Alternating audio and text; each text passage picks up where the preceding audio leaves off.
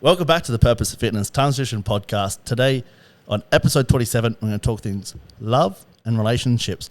We've got a very special guest today. This guest was featured on The Bachelor, also on Sexpo, and let me introduce Belinda Love. Hi, thank you for having me. It's a pleasure to have you. Thank you for coming down. My pleasure, no pun intended. So, anyway. No, perfect. So, obviously, I'll hand it over to you. Thank you so much for coming on. It's a perfect week, given that Valentine's was just on Tuesday. Yes.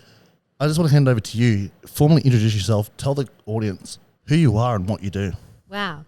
I hate talking about myself, which is ironic because that's what I teach, how to be confident. I'm a self-love coach. I'm a love and empowerment coach, but no, stuffed it up. That's right. You put me on the spot. You're going to put me on the spot the whole day, so I should be prepared for that. So I am a love and empowerment coach. So I work with people around effective relationships. So firstly, that starts with self, so that you can meet somebody and have an effective relation and long-lasting relationship. Yeah. And obviously you've had quite the extensive time of experience. So I think it was in 2017 you're on The Bachelor. Yes. And then you also mentioned that you're an MC for, is it Sexpo? Yeah, so I was actually a contestant on The Bachelor, so I didn't actually get to coach them on screen. I coached them for, like, the girls on the show behind the scenes. Yep. And also I wish they actually aired the footage that they got of that, which they didn't. I was the MC for Sexpo for 3 years nationally, but I'm also a qualified life coach, NLP practitioner, and I've studied counselling as well. So my experience is not just in the books, but it's also in life. I essentially, am I talking too much? Should I keep going? No, you keep going. Honestly, the more you give me, the more you talk about yourself. I know you don't like talking about yourself, but the more you talk about yourself, the better insight we get to who you are, which is great. Okay, thank you. So essentially, for me, it came from healing my own traumas. I had a relationship at the beginning, my very first relationship, he disappeared after 2 years. The next one, I walked in on him cheating on me with my best friend. The next one after that was a domestically violent relationship, which was extremely toxic. And I said to myself, why is this happening? Why are these patterns occurring in my life? And realized, without victim blaming or, shaming, I realized that I was creating this by my own self-belief and my own mindset. So I believed that from my imprint phase, getting straight in there, which was from the divorce of my parents. We have imprint phases. So around 1 year old, around 6 years old, around 13 and around 18, we have these phases where something happens to us and we create the meaning of it, the meaning of who we are and the meaning of how others show up for us. And so when my parents divorced, I made the meaning of I'm unlovable, men are unreliable, and I'm not worthy of love. So that played out in my life where those men kept showing up for me because probably sounds hoo-hoo or woo-woo, but quantum science or quantum physics is very real, that the vibration that you're on, if you're in the scarcity frequency, like fear, anger, frustration, you're going to attract that back into your life. If you're vibrating in an abundance frequency, love, happiness, joy, enlightenment, you're going to attract those things back in your life. And so because I believed on a subconscious and deep level, all of those things about myself, they were showing up for me. So I decided I've got to heal this, what is going on. And I implemented all of those strategies into my life and transformed it. And then my life changed on the external as well. It's amazing to hear. Thanks. And you said, like, speaking of the frequency, it's a bit of a woo-doo-doo-doo. It's something that we believe in as well. Great. I believe in because it's quite true. You know what I mean? If you're not in a good place, you look at every action that's kind of happened, and I look back at myself. Well, that's part of self-development. When you look back internal, face yourself in the mirror, and you look at your current situation and the events that are happening, it's typically a reflection of who you are in this moment. Yes. And if you're not the best version of yourself, which is what we always preach in our business and why we have this podcast, is to get people to be the best of who they are. Yeah. But you're absolutely right. When you're in those frequencies of anger, loneliness or whatever it is, you do attract those. Yeah, absolutely. Yeah, amazing. And now you said also that you were on the Sexpo I'm not really aware of what Sexpo is. Oh, yeah. So could you give me a bit? I'm probably sure I'm not the only one. Yep. Maybe I am. I live in a little hole that's called my office. So I don't really get outside much, as you can tell by my skin colour. Me too. I've got a spray tan on, actually. So could you give us a bit of a background into what Sexpo is? Yeah, so Sexpo is a health and lifestyle expo or exhibition, but it's mainly around, self-pleasure, intimacy, bonding with your partner. There are, exotic dancers there. There are escorts there, porn stars. I was the MC, so I would introduce the people on stage, and then I also did my own talk called Making Love with the Lights On. So there was a seminar room in the Red Hot Pie room, and I talked about body dysmorphia, so how to feel beautiful in your own skin so that you can connect with your partner deeper and enjoy intimacy and orgasm more freely.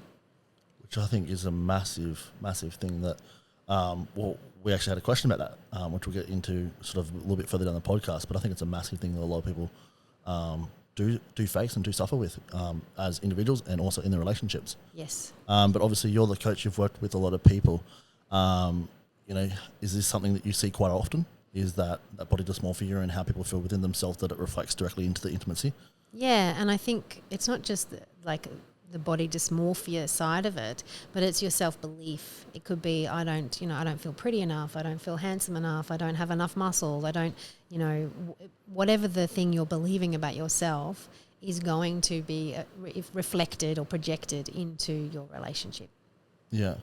Coming forth onto that, what would be your sort of, you work with all the time, what's your steps or processes to actually, I like what you said. I'll take you back to what you said before. You said, when you're talking about your own experience, you said not to do the blaming game. And I think that's what a lot of people do, rather than, stopping and reflecting and going, hang on a second, why is this resulting?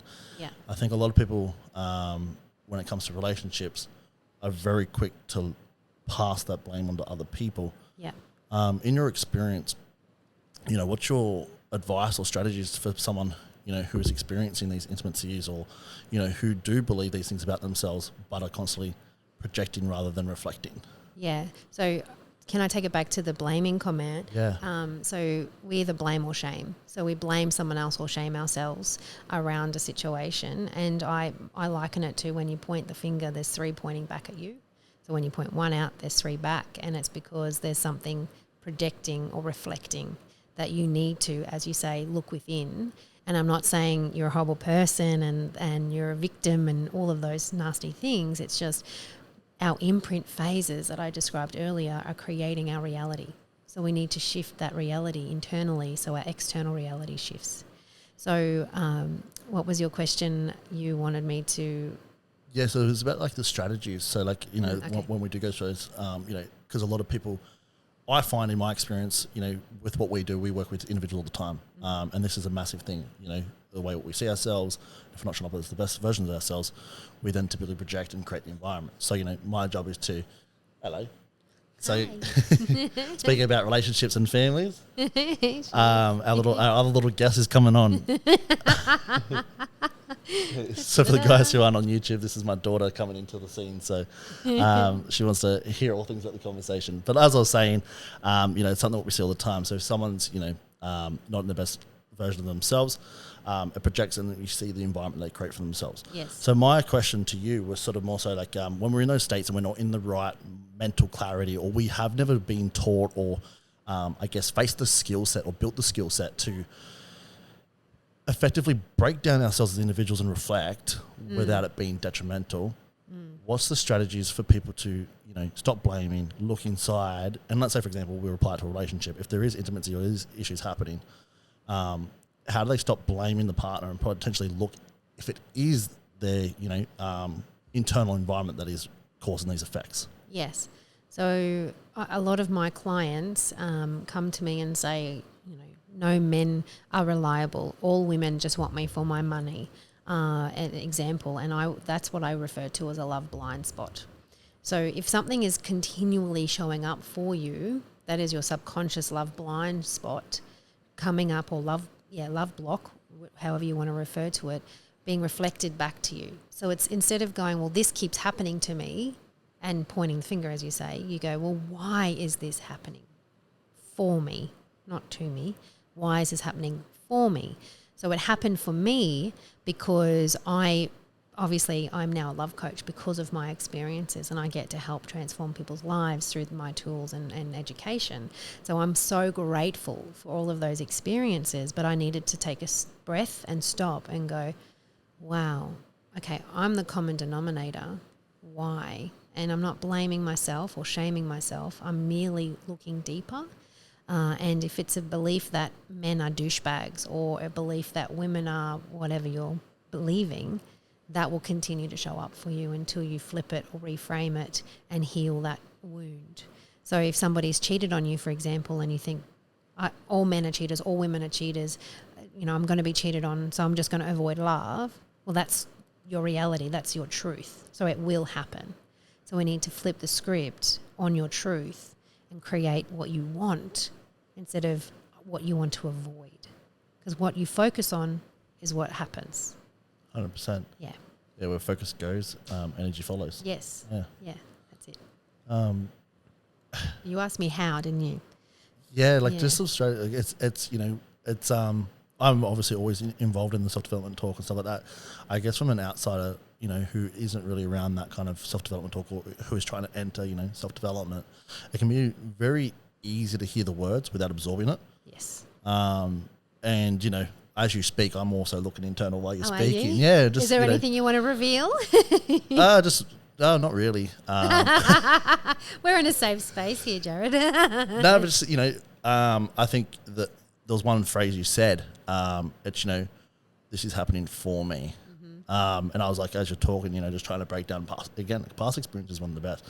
We actually had someone comment in the questions, it's like, why do we feel qualified to talk?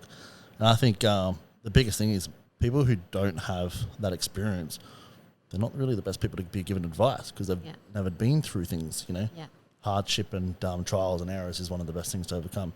But, as far as me, nothing really to sort of come up at the moment. But, as you speak, I kind of sit back and while you're talking, see where I can go with my headspace in the time that we have before the next question's due. So you're objectively reflecting from a perspective of, does this apply? Does this resonate?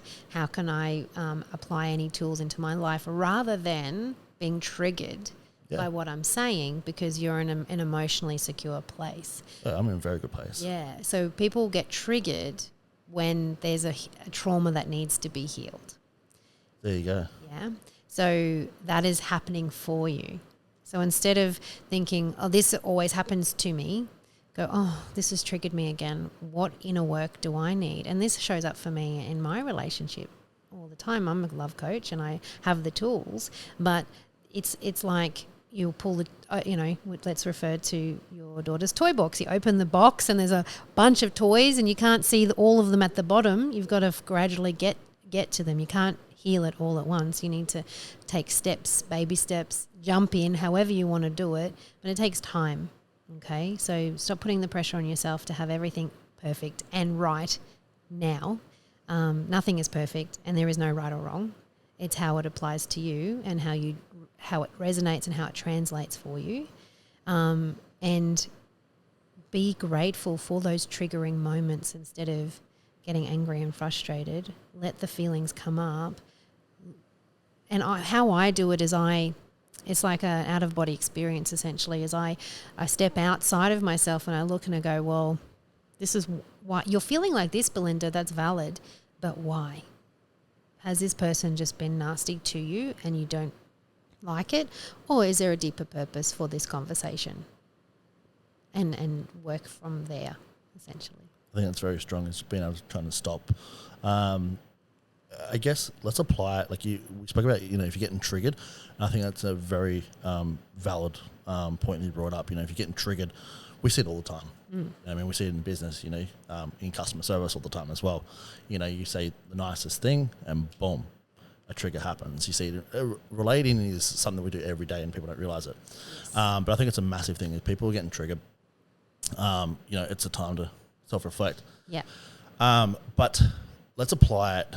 We've all been there, but let's say, for example, you're in a relationship and there's times where you're getting triggered in an argument. it's very, very hard to stop and try and go, hang on a second, what is the root of my cause right now? Yeah.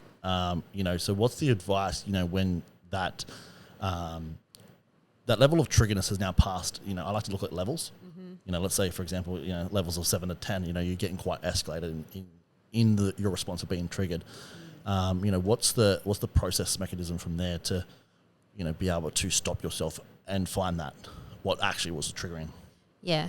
So I think as an agreement in a relationship, firstly, you should have an agreement that if I am feeling quite emotional about this, I might need to go away for 5 minutes to assess, calm down, and let's reconvene, and have that communication or agreement, because, we're human, nobody's perfect, we do get emotional. So we should, allow each other that time and space to come back and communicate. But then don't leave it days or weeks, that then becomes bagging, that becomes unresolved issue or conflict.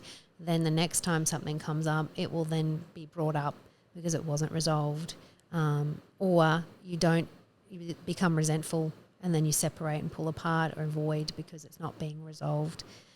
So I do believe that all conflict should be resolved in a healthy manner. No yelling or swearing. I think that's can start to become unhealthy, even toxic, because then it can escalate to physical as well, which is a no-no. And one thing that I do believe is that if our parents as children hit us, abuse us, and are physical with us, we then believe that it's okay for our partner to do that to us, because the person that we love and trusted as a child hit us. It's okay. It's sort of giving permission for other people to do that to us. And that's why I was in a domestically violent relationship, because I believed that that kind of treatment was warranted, was okay, was fine, because that's how I was treated as a child. So knowing your boundaries and your values, and actually communicate those with your partner, so that you're on the same page. But you asked when you're triggered, firstly, for me, my health at the moment is diminished because I was suffering from chronic fatigue, and I'm going to be vulnerable and sharing with you right now. I'd lost 21 kilos. I was the healthiest person that I'd ever been in my entire life. This was over 2 years ago. And then I was working 90 hours a week, doing my show, creating my podcast, writing my book, breaking down the breakup, running my course that I run, working full time for another company, doing their advertising and marketing. And I collapsed. And I got chronic fatigue, and I was sleeping 18 hours a day. So I've now regained about 12 or 13 of those kilos. And I have been struggling, and we're going back into body dysmorphia, if that's okay as well. We'll probably cover the two topics. Honestly, it's a perfect place on this podcast, as we deal with body dysmorphia every day. Okay, great. So I physically, I'm not where I want to be, and I'm struggling with not how I look, but how I feel, because I did so much effort around being healthy, and then I just went. And then I now have to rebuild back worse than I ever was. So it's that mental thing, and it's I hope I'm not going too far off track with what I'm saying, but at the moment, for me, I'm triggered by things around my health, around how I fit into my clothes, how I'm looking, and et cetera, et cetera. So when somebody says something to me, or I see something online or social media or whatever it might be, I'm being triggered. So I'm not blaming them for what they're saying. Like, I'm looking within and going, well, a secure person wouldn't really take that on board, and they would actually find self-love again. And so basically, I don't know why I'm going here, but I feel it needs to be said. That's why it's coming out. It's a big thing that isn't spoken about. Okay, so instead of I feel the emotion. It's coming up for me more so than ever for a very long time, because I was bullied in school for being overweight, and I had my domestically violent boyfriend told me after 6 months of being together, if I didn't lose weight, he would leave me, even though he met me at that weight. I didn't gain it in that period, even though I don't feel like that's justified anyway. So it's about recentering yourself, feeling the emotions, and understanding it's okay to feel like this, but how can I move past this? How can I move through this? What will give me the opportunity to feel good about myself. So I, again, flip the script and reframe it. Instead of saying, you know, I need to lose weight around my stomach, I go, you know, women are meant to be curvy and I love my curves and I embrace them, and I'm working towards my ideal goal, which is XYZ. Yeah. And embracing who you are in the moment, and instead of letting other people, external people, impact you through their words, really own who you are and show them that you are amazing regardless of how you physically look, because we are in such a superficial world where things are so physical that people base how much they should like someone on how they look externally, not how they treat someone, which is actually of more substance. So my point of that conversation was, I forgot now. It was about being triggered, Yeah. and that was your triggering point. Yes. And, you know, you were speaking about how that sort of, you know, that was what actually brought more of emotions, and that was the background to whilst you were being triggered. Yeah, so whilst there's an external impact, the internal impact is what needs the work, if that makes sense. The attention, yeah. And too often people feed the external attention. Yes. So instead of giving over your power to somebody, be empowered by who you are and know that you are beautiful, handsome as you are. And would you like to hear my favourite saying that I've created? Please, I'd love it. So I'm going to ask you, and everyone listening, or you listening, how many people on the planet do you think like Nutella on a percentage base? Oh. 100%, 50%, 20%? I'm going to say that's 17%. 17? Yeah. Wow. I'm going to go on the opposite scale. I'm going to go 17%. Is there comments here? Can people write comments? Yeah, they can. Yeah. So comment what your percentage you think that it is. So if I, told you that it's actually a lot of people tell me 100% of people love Nutella or 90% of people love Nutella. Well, it's actually, we worked it out, it's about 10% of people globally like Nutella. And so I'm going to ask you now, like, how many shelves of Nutella are there at Woolworths? I don't really look at that aisle too much, but so there's probably about 5 aisles of Nutella at Woolies, because I'm a Nutella lover, but I love Vegemite too. But and not only that, does it change its flavour? Has Nutella got variations of its flavour? Like, for example, it doesn't. No palm oil, sugar free, because there are people in the world that are allergic to nuts, don't like sugar, don't support the palm oil factories. So Nutella doesn't change its flavour for all of those people in the world. It's just Nutella. Yeah. It's so successful. It sells off the shelves because it's just embodying itself. And that is what I tell you people. Such a strong message. Be Nutella, because you're going to be loved by many and not by all, and that's perfectly okay. So stay in your lane. I was actually going to say something like that, not anywhere close to how good yours was. Oh, thanks. Because obviously that's what I do. I work with, every person who just needs help, But when you're talking about your weight gain recently, obviously since the burnout, and how you're worried about, people if they made comments and stuff like that. And I was, going to say it's a part of a journey. It's just super important because obviously we do and work with a lot of, my main market was females, especially in the weight loss side, and it's a huge thing. It's like every female feels the same. Yeah. But you all think you guys are all against each other and all thinking the same, but you guys are all feeling the same inside. Yeah. And I can say it's probably the same with us males too. Yeah. And the big thing is, it's like, the people that are making comments, it's like, that's, 0.001%. And it's a very, very small factor. But when we have those comments made, it's very easy to think, wow.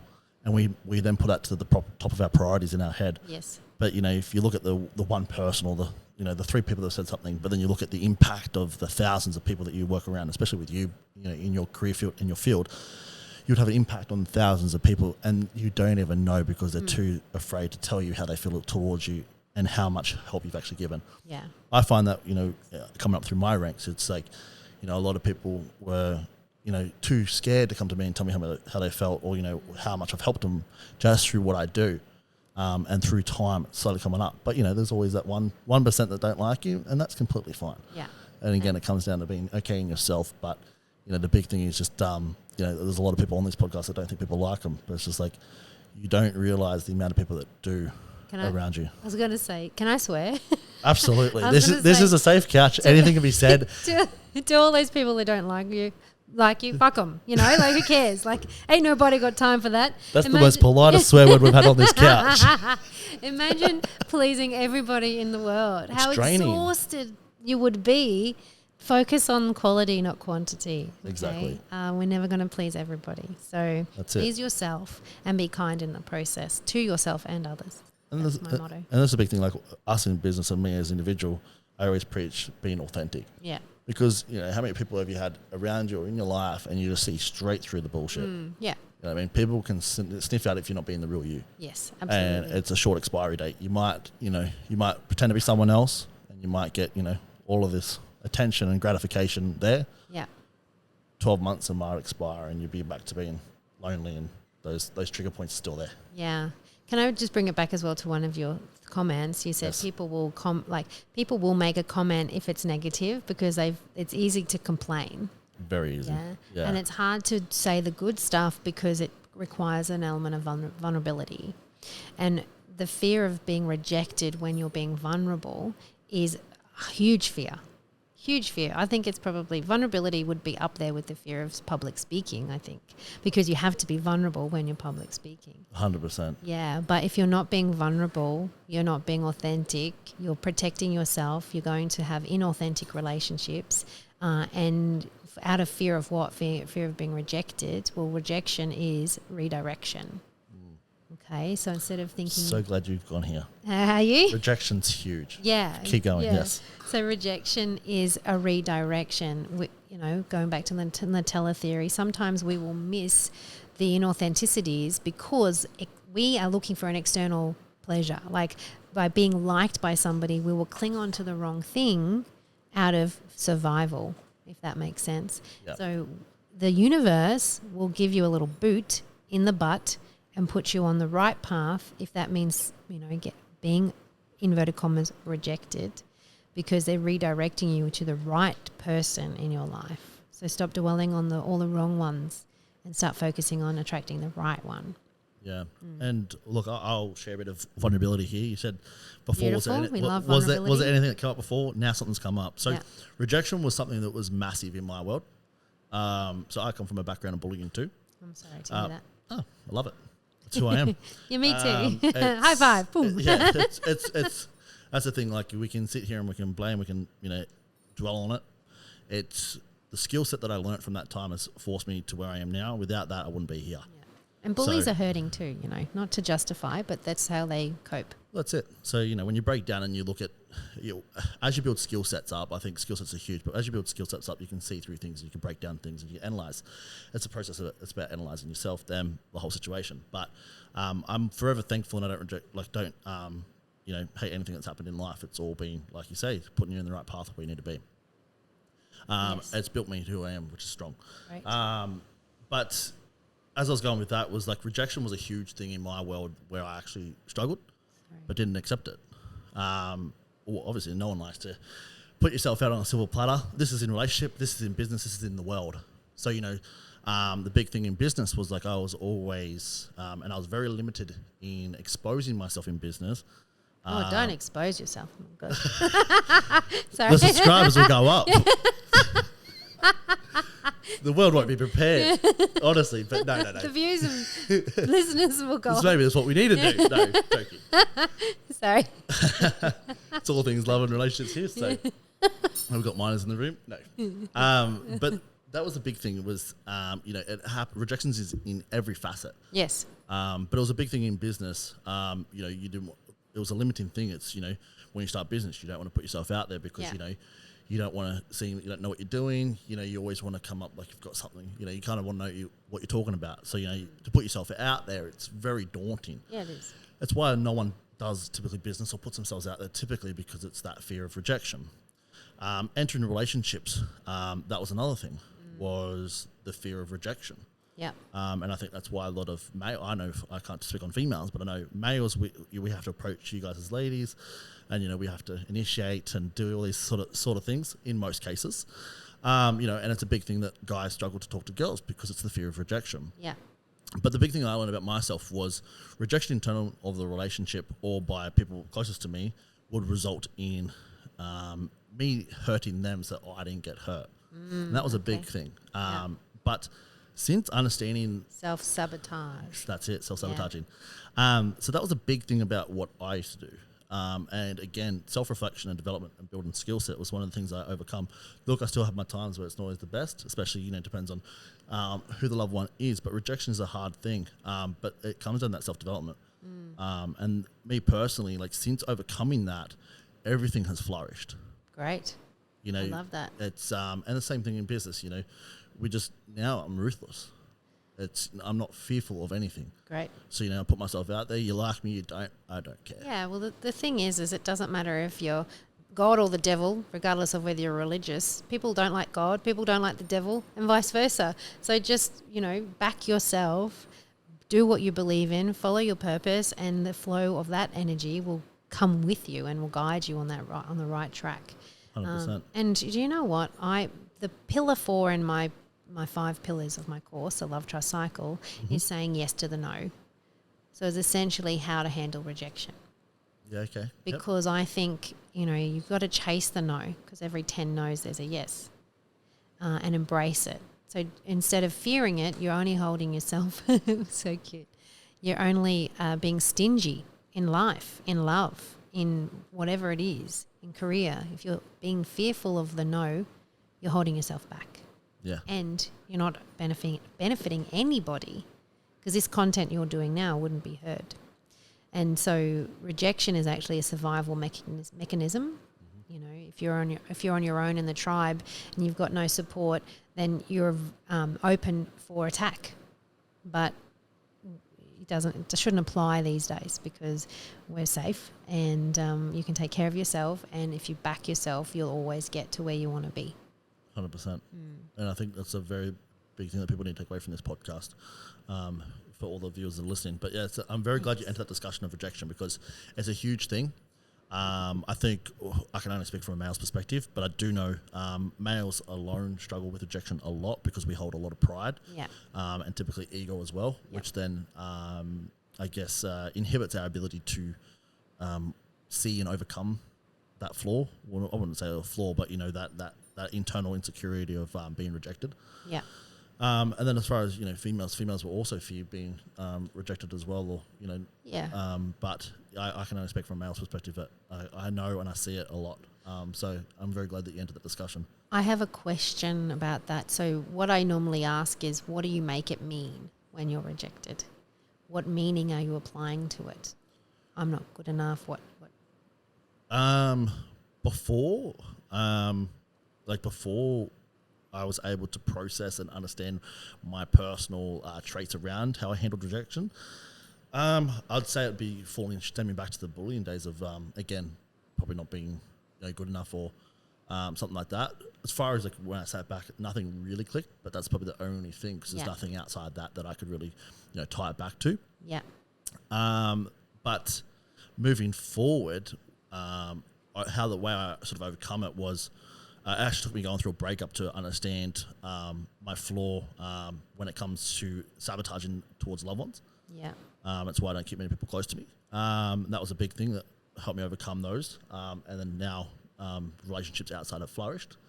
Great. But in terms of the way I approach rejection now and the way I look at it, it's more so, I'm very much business mindset. So the way I kind of look at it was we're trying to build, this massive multi-million dollar facility. It's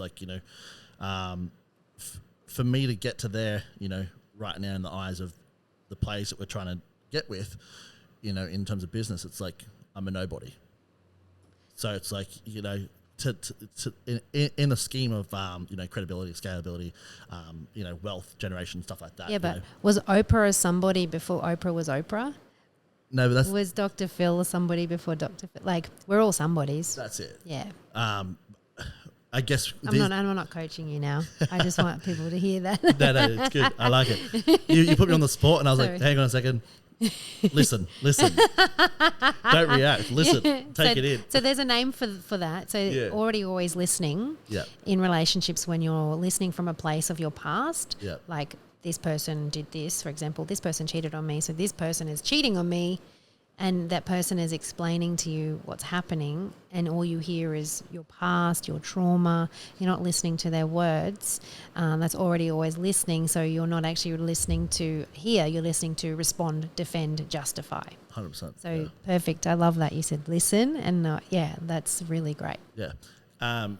So basically, the way I sort of got going with that was these guys work with billionaires, millionaires, so why would they want to work with someone that, they've got to see potential. Yeah.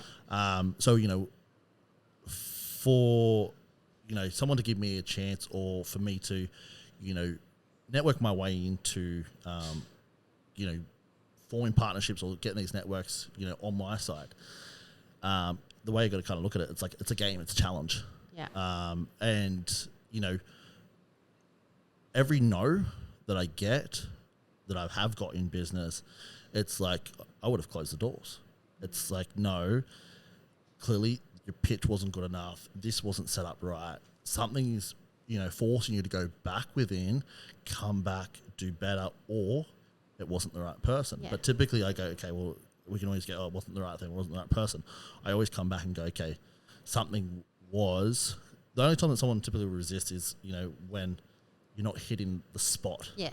Yeah. You know what I mean? So objections are interest with please tell me more. yes. Yeah, rather than going, oh, they've said no, that's it, it's over. Yeah. So listen for how you can answer so that you can get them to a yes, essentially, in business. Yeah. And in relationships too. You know what I mean? Yeah. So back in the dating games, it was like, you get a no, but being persistent, coming back with a better pitch, better presentation. Yeah. One word I always used to get was like, you're one persistent bastard, eh? I had a meeting up in Townsville a couple of months ago, and it was with a very big partner in Asia. Yes. And he turned around and was like, the only reason why I got you in here is because you're one persistent bastard too. Yeah. And I was like, this keeps coming up. It's working for me. Yeah. I don't take no for an answer. Persistency and consistency are two major things in relationships, regardless of business or love. Yeah. Yeah. Don't give up easy, so it's good. And actions and words need to align as well. Don't be all talk and not fulfill on your promises. And if you can't fulfill, make a compromise. Say, I know we were planning this. What, can we change it to this? Or, That's a good way of looking at it. Yeah. You did say something earlier too that I wanted to draw back on, but keep going. My apologies. No, that's okay. It'll probably come up halfway through. It always does. Yeah, it does. And then you're like, oh, I want to interrupt that. Then you forget again. It's always the process of it. So that's a big thing. But that was kind of answering your question, of how I look at it from the past, when I didn't work on the rejection side, and then now how I look at rejections, and how I face them and tackle them. Yes. Same thing happens in terms of relationship too. So I'm very much business, as I'm not really sorting relationships at the moment, but that's why I typically always apply things back to business. It's my bread and butter. It's my love.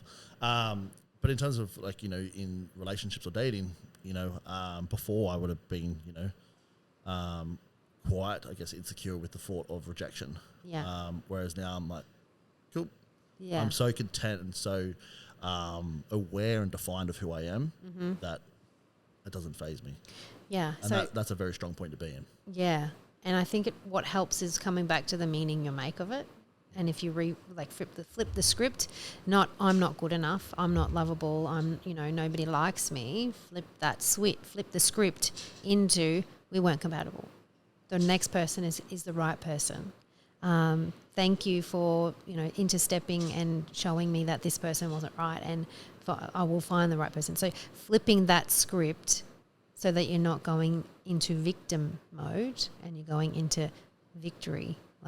Yeah, thank goodness this has happened, because I'm closer to where I need to be. Yes.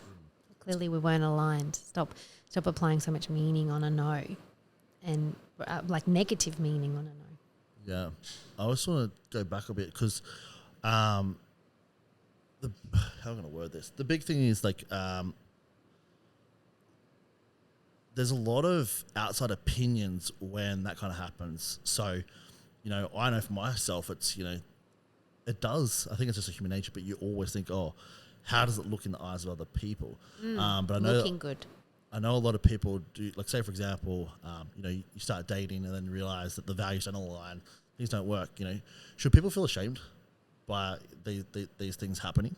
No, Like if they just can't find the right person and they find, No. weeks down the track or months down the track that doesn't happen, I know a lot of people I know a lot of people settle for less. I won't say less, but they settle just to be content and just to keep everything happy and not to get the wrong comments or not to upset people. You know what I mean? Yeah, appeasing people, fear of not being liked, or however, whatever the reason is I was single for 10 years because I dated a couple of people in that time and learned that our values weren't aligned. But for me, it's about being happy, being single, and being firm on those values. Obviously, I talk about in my pillar 3, which is the license to claim the love you deserve. I talk about understanding your negotiables and your non-negotiables and your values, and so that your love values and your dating values. I could talk about this for hours. It's my full 5-week course, or 10-week course rather, and essentially I talk about. Oh, I've gone off track then because I was thinking about my course. I was like, yeah, I could talk about this. Perfect time to plug it while we're here. So tell us about your course. So it's the love trust cycle, and there's 5 pillars. So people think you can just go on a date and meet someone. That's true, but are you going to be trauma bonding? Have you healed your attachment style? Have you healed hurt? So essentially it's about setting the right foundations, which is the first pillar, healing the hurt and conquering the heart, so that you can then find self-love and reinvigorate you. So finding out all about you, healing any body dysmorphia, self-love, all of that. Then understanding what going into the dating side of it. What are my relationship values, love languages, attachment styles, all of that, so that you can then start dating, handle the no, which is the 4 steps to saying yes to the no. And then the last pillar is all about knowing if you've settled or compromised, which is what we're talking about. And I think if you are in a relationship because you think it's better to be in love and not unhappy, but we probably are unhappy just in content, the wrong relationship. Yeah. Just happy with going with the flow kind of thing. Yeah, and compromising is one thing, but settling is like when you're always saying yes to please somebody else, but you're not having any of your needs met. You're constantly overflowing from an empty cup to please somebody else, and your values are misaligned. And so this is the thing that I see is people fall in lust in relationships. There's that chemistry, that spark, and they get so caught up in it that they don't ask the hard questions. They don't ask where are your goals in 5 years. They don't say what do you want out of career, out of love, do you smoke? Do you like all of those things? What's your views on parenting? What's your views on gambling? What's your views, all of that kind of stuff. Yeah. We get so caught up in the oxytocin, the dopamine, the serotonin hits that you're getting from that lust feeling that you're missing the compatibility side of it. And then 6 months, 12 months down the track, you realize, shit, we're not compatible, but I don't want to be lonely again. But I'm unhappy being in this relationship. So I'll just stay in this relationship being unhappy because being single again is hard. But being in an unhappy relationship is hard. So that's why I chose to be single for that long until I met the man who fulfilled my values and we could compromise on things that weren't aligning. And on our third date, which was, so we had Drew, my partner, he... Sitting right over there. Yeah, he is. Hi, babe. We had a 3-hour phone chat, FaceTime. That was our first sort of date. Then we had what I called a meet cute, where we caught up for an hour and a half on my rooftop. He didn't know my address. He didn't come into my home. He just knew we went to the rooftop and we met. And then we went on a first official date, where actually we got papped by one of the paparazzi. It's so funny.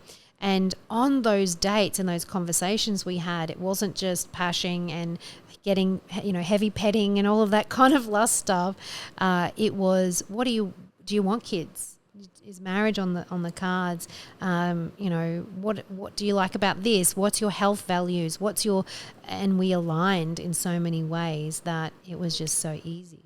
But also because I had clarity around what I wanted. Yeah, I think that's a big thing that a lot of people, especially the younger people coming through, I'm not sure what it's like with the, as you get a bit older in life, but I notice, with people around the same sort of ages and environments like myself, it's typically seen as very full on. It is. Very full on approach, and it can typically put, I would probably say, put a female on her back legs. Oh, probably also males too, depends if it could probably put both male or female on their back leg if one wasn't ready for it. Yeah. And if you don't know you're okay. I like to ask a lot of questions in the one phrase. So, for the guys listening, should they feel, I guess, like it is full on? Is it wrong? I think it's about timing and delivery.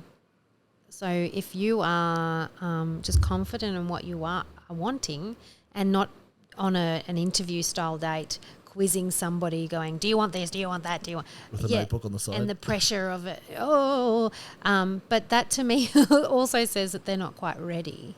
They don't know themselves what they want. So it's weeding people out faster. Yeah. Instead of wasting your time and getting into the wrong relationship, treading on eggshells. Because if I ask them if they want to one day get married, not to me, but is marriage on the cards for them in their life, and walk on eggshells, and then you don't ask a question, and then you're in this relationship, and then you find out all of a sudden, well, they didn't ever want to get married. Stop fearing that you'll push them away and start embracing what you need, because the only person that's going to get hurt is yourself by wasting time on the wrong people. So yes, I think there is a time and a place and a delivery, and it's all about sharing your values and saying, instead of going, do you want to get married and have kids? You say, well, one day in my life, I would love to get married and have children, and that's something that I would like. Does that align with you? And I think this falls into I really want to talk about communication. And there's a few times here where communication has come up. Yes. Not as a subject heading, but I think it really should be the main subject heading is, how strong is, how important and strong and powerful is communication in the relationship? Like, obviously, from the early days of just dating, like that communication and getting everything out on the table can solve so much heartache, wasted time and energy from the get-go. So, what's your views and feedback on communication in relationships? Communication is absolute key. And if you aren't communicating, this is one trigger for an attachment style to be triggered, essentially. So I'm not sure if you know the attachment styles, but there's an anxious attachment, avoidant attachment, anxious avoidant, and secure. So when we're in secure attachment, we know what we want. We're happy to communicate that with love, no pressure, no, interview style questions. We just communicate how we feel. With no fear of being rejected. It's just, this is me, like it or leave it, essentially.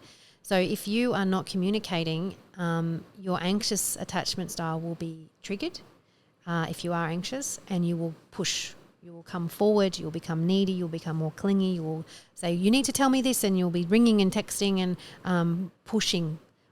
And that will then trigger the avoidant attachment. So then that person, if they're avoidant, which the avoidant and the anxious attachment styles attract and date each other, the avoidant will then step away and not communicate because they're feeling pressured to talk. So it's all about understanding your attachment style and communicating in an effective way where that you're using I statements. I feel at the moment XYZ. Not you are XYZ. You're doing this. You say, when this occurs, I feel like this. And then you have to have the tough conversations. You can't avoid them. You can't push people to have them. But you have to come on mutual ground and discuss them. Otherwise, you will just attract the same person over and over and have a trauma-bonded relationship instead of an effective one. Yeah. Very interesting to hear that attachment styles. And then it now makes perfect sense. There's a big. Great. I really want to talk to you and see your views and your sides on this, especially being a female. Yes. I feel like there's a big movement at the moment. Yeah, towards males, and the exertion of, I guess, frustrations, angers, stuff like this. Okay. It's a big thing. When we talk about communication, and obviously we want to feel valid in our feelings and our expressions. Yes. I believe there's a big movement that is pushing out the emotion and pretty much teaching suppression of those emotions.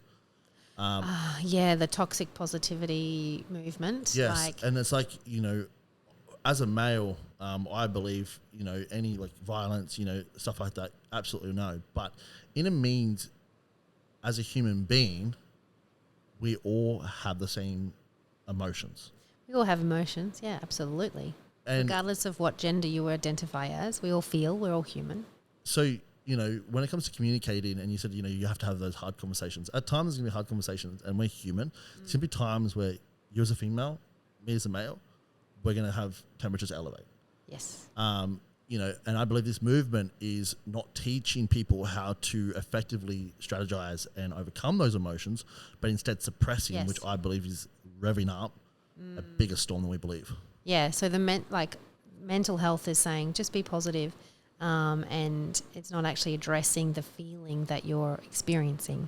So like I said earlier, when I get triggered about my health at the moment because it's a big thing for me, I look and go, well, why am I feeling this way? And I work through those emotions. It might take me an hour, it might take me a few days, but essentially I work on A, why am I feeling like this? B, what can I do to feel better? And then apply those techniques rather than going, oh, here's a rug, sweep it under, and then another rug, sweep it under. You know what happens when you sweep everything under the rug? It gets lumpy, you can't walk on it, you trip over and you hurt yourself. Like, it's the same in life and love. The more you bag it, the more baggage there is to discuss. So nip it in the butt, talk about it with love, communicate. There's no right or wrong. It's I feel like this and not you're doing this wrong. When you make people wrong, that is when things start to get heated. People don't like to be made wrong, but if they know potentially how their actions have impacted you, even if they do it with love, people can do things with love and you get triggered. 100%. So it's all about addressing it. As you say, I don't agree with this toxic positivity movement. I think you're right. It is suppression of emotion. And I think emotion, it's not real. It's just to keep us alive. We have emotion to survive. Yes. That is why we have it. So identify, is this really impacting me? Like I do the whole I step out approach and look in rather than in the moment feeling. I look at myself and then, take the right appropriate steps. Yeah, well, thank you very much for that. It's Welcome. Yeah, it's a very interesting thing, and I think a few years down the track it's going to get very interesting to, I'm already. I watch things from the side. Obviously, I work with people all the time, so I hear the ins and outs of relationships, much like yourself. But I'm not the coach in that side of things. But Okay. I can see a few things coming up in the future, and it sort of, flags my awareness of, well, this isn't going to be pretty. Yeah. With the movements that are happening. Yeah. Especially when I do with mental health a lot. I guess we haven't really spoken on it much, but in the course that you're doing, Yes. your big thing is trauma attachments. Yeah. We haven't really spoken much about this in this podcast. Yeah, well, the attachment styles, which is the anxious and, so avoidant, anxious avoidant, and secure. So I don't believe that many people, we're born in a secure attachment style and we learn our insecurities through how our parents raised us, through what, our friends in school, our teachers, a family member. We learn, like we're born with two fears in life, and that's the fear of loud noises and the fear of falling, because that's a survival thing. Everything else is learned. And it's all in aid of surviving, but we as humans, and I learned this term in Landmark, it's called meaning-making machines. We make meaning of things. That's why when the statement is, that's my truth, that was my experience, which could differ from your truth, which was your experience. So, for example, You could have a narcissistic parent who thinks that they're simply just trying to raise their child, but because of those qualities, they're causing trauma inadvertently, which then the child then grows up with trauma attachment style because of the way in which the parent parented, but it was from love. All parents want the best for their children. Well, I believe all parents want the best for their children, but we don't know it's called generational trauma. So we pass on our trauma until someone goes, nah, the buck stops here, and works on that generational trauma so they can heal it. But it's the meaning we make of it. Anyway, I hope am I going off track again? No, because we really want to touch on that because, like, obviously it's a big thing about what you do and it's what you specialize in. And it's typically something that I haven't really, heard of or spoke about. In March, I don't really hear much about the trauma attachment. So it's super interesting to hear those, open up the discussions of those. And hopefully the audience can take some things away. Yes. I think it will really teach, I think even, again, I'm always sitting here like you're talking, I'm kind of absorbing it and, going back in my head. But I think a lot of people go, oh, which one am I? Yeah. And it's so multifaceted. Like everything that I teach, I'm only speaking high level now. But in my course, I give you the actual physical hows, not the what's, but the hows, so you can implement. Often people think that they can listen to things free on YouTube and listen to an audiobook here and there. I spent over $100,000 in my self-development courses, not just how to heal my traumas, but how to implement that into other people's lives as well. So I think if we just choose that, choose is a good word because deciding and choosing are two different things.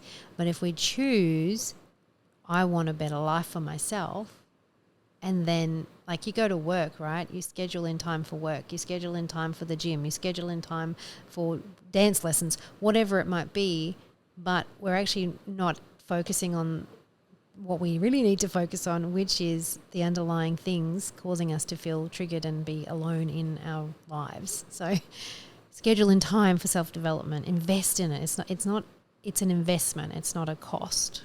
That's it. It's costing you not to invest in it. Yeah, and that's what this whole podcast is about. It's, fitness, health, mindset, self-development, all those facets build up a successful and a very much a better person. Yeah. And I typically find when we get all those links together, people then find their passion and their purpose. Yes. Fire in the belly, their light. Yeah, and my course doesn't just work on relationships. It works on it. I had a couple who came to me. They were either going to get engaged and married or go their separate ways. They'd been together for 9 years. And through doing my course, this is Genuine Connected Couples. This is my couples course specifically. They decided that for 5 years of that, they were wanting to move to America to live and work. And after my course, they got the courage to do it. So they not only did they move to America, they got engaged and they got married, and they've empowered multiple facets of their life. Yeah. Super powerful. Yeah. And I guess it will, much like myself, I guess it will give you a lot of fulfillment seeing, success. Oh, absolutely. They were dedicated to themselves and to each other, and because of that dedication, they now have the life that they're dreaming of or dreamt of. Yeah. There you go. Just a simple investment can change the whole world. Yes. It's awesome. I kind of got a few questions from our audiences on social media. Shoot away. I'll just pop up this quickly, and we'll jump through it, and then we'll sort of tell people where they can get onto the courses and all things about yourself. Thank you. I've been plugging it a bit. My apologies. Drew's laughing at me. I think a lot of people, obviously I can see the stats in the back end of our social media, and when we, gave you the feature, we had a lot of click-throughs on your name. Oh, so, thank you. We've worked with athletes before, and, you were one of the best performing that we've had on there for click-throughs. Oh, great. So people were very inquisitive to see who you were, what you did. So, and I had a few followers, so thank you for that. And thank you to those who followed me. I appreciate that a lot. It's always good. But I think it's a big thing where, I can only talk on behalf of people, but I think it's a big thing that a lot of people are hesitant to share and talk about. But like I posted my story, relating is what we do every day. Yeah. And I think it's super important, but I think a lot of people are very hesitant, resistant. Again, I think it comes down to rejection and the fear of what people think. But I think if, people are clicking through, you might have a lot of people coming over to a course which, might help them solve a lot of problems in their world of relating. Alrighty. So, or maybe I can offer them a free 15-minute, what I call love audit, to anyone who mentions your podcast or your name. So a free 15-minute love audit looks like me ascertaining, what the love blind spot has been for them and creating that blockage in their relationship cycle. Well, that's unreal. Thank you very much. You're welcome. Guys who are listening, we'll obviously give you guys the details at the end to jump onto that offer. So our first question, obviously we spoke about that a lot in this podcast. We kept coming back to the body dysmorphia. So one of the questions was like how to change outlook on body dysmorphia.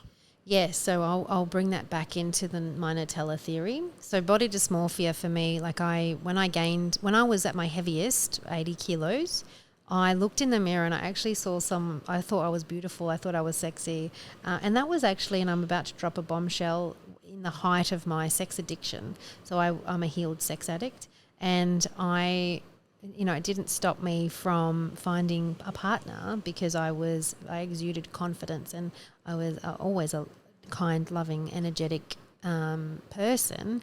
So for me, I didn't understand. I would also get treated very poorly. Like I would be overlooked for the promotion at work when I was in a job. I would be bullied in school, see things all the time. So for me, it was this conflict of, I feel beautiful, but people are telling me I'm not, which was really hard. And then I lost the 21 kilos and I went on The Bachelor, and it took me looking at a photo of me next to all the girls to go, well, I'm not heavy. I'm actually look like them. That's really weird. So, and then I still thought I was overweight. It was really hard, but it took me that photo to realize I wasn't. But essentially, how to deal with body dysmorphia is to stop trying to please everybody else. I think it's that conflict of what people think you should be and how you are or how you want to be, and you're always trying to look a certain way for others or please other people. Instead, embrace who you are in the moment. Understand that you're Nutella,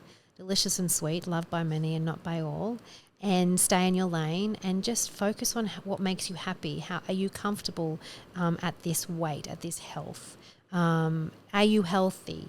Focus on the health rather than the physical side of it. Because when you focus on the health and you start to I did all of the fad diets and I would lose weight quickly and then I would gain it and more. And stepping back and going slower will actually help you for your confidence. It will help you to embrace who you are. You'll be more grateful for when you achieve that goal because you've embraced all facets of you at any weight. And know that you're Nutella, essentially. Hope that's helpful. Yeah, it is. One thing I'll just add my own parts there is like you were saying, loving yourself at all facets and that sort of side of things. One thing we see a lot, and I tell a lot, mostly females that I see this happening. I think the guys it does happen, but they just keep their mouth a bit quieter. Yeah. But I find when we work with our female clients, and you said you're doing all the fad diets, etc. One of the biggest things I say is the girls that we work with typically get fixated on the scale weight. Yes. And, they beat themselves up if the weight stays the same. Typically, the way I coach, they develop muscle tissue, body fat comes down, but the weight won't change. Yeah. But I always say, I was like, if you cannot accept yourself at this weight, you'll never ever accept yourself at that weight. Nailed it. You're 100% accurate because when I lost the 21 kilos, I still thought, I need to lose more, and I was never content. Yeah. And I was never happy. Sorry I cut you off. I was so passionate about that statement. Because I thought it would resonate well with you. Yeah. No, because it's something that happens all the time. And I see it all the time. It's like they never get happy. And even when they get to, say, for example, they get down to 50 kilos was the goal from 60. Yeah. And, they look skinny or however they want to be seen. Yes. They still, like you said, you still thought you were overweight until you saw that photo. but it's like, you need to love yourself now and then master the skill sets of, being happy in all facets. Yeah. And then that will also assist you getting down to the goal quicker. Yeah, which is my pillar 2, which is why that has to come in, so that, because it also then impacts your relationships. 100%. If you're unhappy within yourself in relationships, you'll attract somebody that aligns with that frequency. Yeah. And not only that, you said something, I can't remember. Your turn. It was about the weight. Yeah. And yeah, I'm not really sure what part of that. It was about the weights, and then all the facets. Yeah. That's what I was going to say. Thank you for reminding me. The thought of, if I'm content in myself now, does that mean I'll lose motivation to be where I want to be? That was my biggest inner conflict. I was like, well, if I love myself now, does that mean I'll never lose the weight and get to where I want to be? And instead of thinking of it like that, thinking of it as I'm focusing on my health. Rather than how you look, your weight on the scales. For me, it's like, how am I feeling in my clothes, and am I healthy? And making that a priority for yourself and not for what anyone else thinks. So you can stay motivated whilst being content in who you are, by setting goals. That's a big thing. And I always say, like, it's a triangle, it's like, and that's why we have, people like yourself come on this podcast and talk about all things relationships, mindset, because it's like, without, and I'll touch on a personal experience too, but it's like, without health, without health, mindset, and relationships, those are the 3 big pillars of, one's being. Yes. Another thing you can do a square, really, but again, I also attach wealth into mine, because, how much does financial stress affect all of those 3 pillars as well? Yeah, it's true. But, we typically see, and in this podcast, that triangle has come up heaps. It's like, if your health isn't right, the mindset ain't right. The relationships are crumbling. Yes. If your relationships are good, typically your mindset's good and health is good. It's a domino effect. It is. Yeah, and all into fees. Yeah, all right. We'll head on to the next questions. Great. So, we'll obviously just touch on, like, little bits of tips. We don't have to go too deep onto these ones, because we can... the tip? Is that what you want? just the, yes. Perfect time for it. Well, that's actually the first question. It's like, it's tips on when the other users... Tips on when the other uses your health and fitness, work or business as a guilt trip. Yes. Okay. So, this is a great question, and whilst I don't think it's fair to make someone feel guilty for their hobbies and their passions and their income stream, I think essentially what this person is saying, I miss you, and I want time with you. You have your priorities. You have your hobbies. When am I becoming that priority as well? And relationships are so important, yet we don't make time for them. They're just there. They're just there. They just exist. But if you didn't plan your schedule at work, would you have a job? If you didn't plan to go to the gym, would you have muscles or health? Relationships should be equal priority to all of those things, and be made that priority. So plan a date with your partner, and instead of approaching the question like, you're too busy at work, you don't make time for me, rephrase it and say, I miss you, babe. When can we spend time together? I'd love to see you. Yeah, in that delivery straight away, you'll soften the wall. Yeah, stepping into your feminine approach, and being openly vulnerable, but with love. Yeah. Because I know as a male, it would straight away drop the wall. And that's one thing, for the viewer that did put this, that was one big thing in my relationship that I did wrong, was work took priority. Well, it wasn't wrong, so let's not make you wrong. I didn't prioritize. I didn't schedule. I didn't, I started new companies all at the wrong times. So... Were they, or they were perfect times? They could be perfect times, but that's one thing, was the time. And again, not viewing it as, my partner missed me. Yeah. Needed me. So their love language could be quality time, and it was 100%. So that was a big thing that I regret, in a sense. But like I say, I don't regret things. I wish I did that better and understood it in that moment. But that had to happen for me to realize now to move forward. So in that moment, what I feel is that she may have had a portion of anxious attachment. I'm diagnosing without knowing the full details, but I do have psychic abilities, and medium spirit guides talk to me. She may have had some form of anxious attachment, and you might have become in the avoidant attachment in that scenario. Possibly. Yeah, just whether it's right or wrong, but it's an example for people out there to reflect upon. Yeah, absolutely. All right, we've got another great question. This one was parenting with two different parenting styles. One stuck in 1945 dictatorship, while the other is 2023. Yeah, so the word dictatorship is what really resonates or stands out for me. So essentially what it sounds like, without knowing the full story, is that one parent is dominating the other and they're not aligning. Obviously, they're not aligning. And so one parent is potentially submitting to the other and giving in to that parent's demands, discipline, requests, whatever it might be. And instead of saying, I'm right, you're wrong, this is how it's going to be, it's not about if you're right or wrong. It's about the greater good for the child. So it's about coming together and assessing what is the best outcome for the child, and then developing from there, because there's no right or wrong in parenting, but you need to collaborate as parents and be on the same page.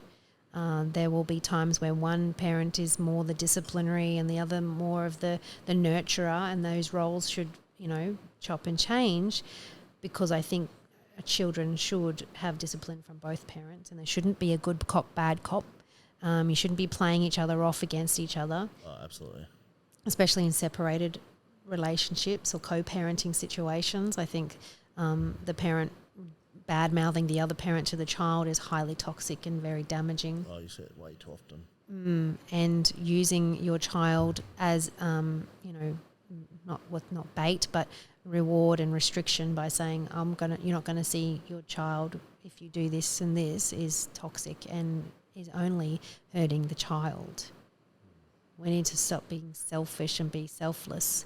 Having now become a recent stepmom myself, and seeing the dynamics of that and how to manage time with child and time with your partner as well.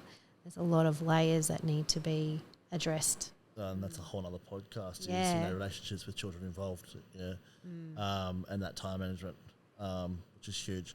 But obviously that's, we've got plenty more questions that we can wrap up on there, but I think we're coming close to our hour. So I really want to thank you so much for obviously taking the time. We know how busy both you and Drew are, so we appreciate both of you driving down to be here for the podcast. Our pleasure, is it? Yes. Yeah. And before we sort of finalise, I always like to give it back to you. Can you sign off and give the audience all of your details? Yeah. Where can they find you? How can they work with you? How can they talk to you? Or how can they follow and listen into your podcast and your journeys? Yeah, so you can find me on any social media platform under Belinda Love Coach, Instagram, Facebook, TikTok. Website is belindalove.com.au. You can DM me or email me at belinda@beloved, beloved.com.au, or just DM me. My course is a 10-week course. I have two. I have couples courses, Genuine Connected Love, and the Love Trust Cycle for singles ready to find love, and couples who are wanting to get back to that honeymoon phase and reconnect on a deeper level, forgive any resentment, any baggage that might be hanging over their heads. And what else do I need? I'm releasing a podcast myself soon. I do have one at the moment, Belinda Love in the Raw, but my new one, I touched on it today, was a healed sex addict, and so it's Confessions of an Ex-Sex Addict. So I'll be talking about my confession, then we'll have conversations and interviews with people, and then I'll be coaching on specific topics around the reasons in which we are intimate, like coercion, rape as well, all of those, polyamory, everything. So, yeah. Awesome. Well, look, it's amazing to hear all the things that you're doing. Obviously, hear all things about yourself. Thank you. It's not easy to admit our past and the fact that you've conquered, and now where you are today, it's amazing to see. So I just want to say, absolute admiration to you. and for everything you. you've done. And again, thank you so much for coming on board. And yes, you definitely do have a good one there. Yeah, thank you. Who, him? He has one or I have one? I mean, he has it. Sorry, I mixed my words No, up there. I have one too. Yeah. I know, I'm joking. No, I love watching the story. So for the guys that are now following you, will see, all the date ideas, like running in the rain naked, guys. On Check Valentine's Day. it out. Honestly, it's the best. But no, thank you again for making the trip down. We really appreciate it. Appreciate it. Thanks for having me. All good. Cheers.